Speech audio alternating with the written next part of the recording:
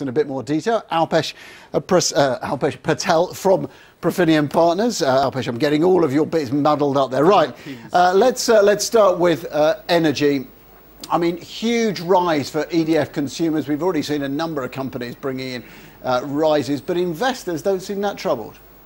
No, you'd expect that the share price would have reacted to the fact that they ought to be able to reflect greater profitability when you have a 10% rise in your top line fees that you're charging. It's a timely reminder that there isn't morality when it comes to corporations because, as you rightly say, this kind of inflation-busting rise is going to impact the vast middle class.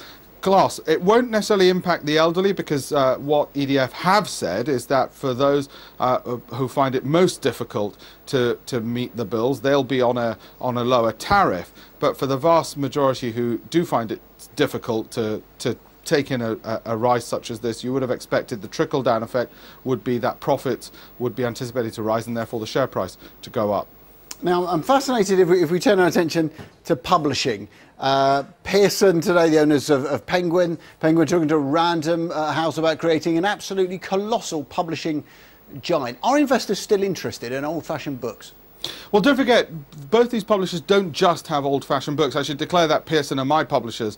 And I know that a lot of these are e-books now, and they still get royalties off those. The real problem isn't so much the fact that there's been a move to e-books away from traditional books, because I say, both these publishers are familiar with issuing their books in an e-book format and earning royalties from it. The real problem has been the distribution channel. We all tend to buy from one monopoly provider, and that's Amazon. And there's been a story earlier in the week at just how much Amazon can squeeze the book publishers. So it's actually been the squeezing that they're getting from the online distribution channel, let alone, of course, the fact that it is far more expensive to buy traditional books and we are buying more e-books. And so the alternative channels are being closed and everything is being squeezed through this one supplier who is a monopoly distributor, in the case of Amazon, pretty much a de facto monopoly distributor, can squeeze on the margins of the publisher, so they need to get economies of scale, and that's really what the drive is. This is actually forced upon them by Amazon and not by the fact that there's a shift to e-books, so that's more tangential. Interesting thing there, of course, Amazon lost an absolute shed load of money in the last quarter. Third thing we were going to cover, though, Anglo-American. Cynthia Carroll is stepping down as chief executive. The share price is up, which is, I guess, rather cruel. But that does leave the FTSE now with just 2 women chief executives. That's right. Returning to Pearson again, Marjorie Scardino is going to be stepping down as chief executive there. So as you say, there's only 2 left, the head of Imperial Tobacco and the head of Burberry. And it's an absolute travesty to think, when we all know there are most definitely talented women who could be chief executives of these FTSE 100 companies.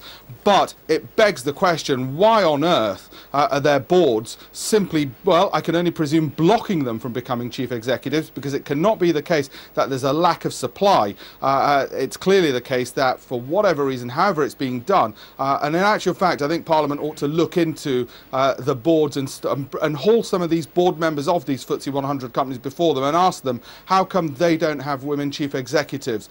Because quite clearly there is that talent there and it's not getting ahead, and 2 out of 100 is completely unrepresentative of what's out there, and it's not good for British companies because they're missing out on a huge section of business talent. Okay, Alpesh, thanks very much indeed. Alpesh.B.Patel there, principal at Profinium Partners. That's all from me. I'll be back with more business in an hour's time, but now let's get the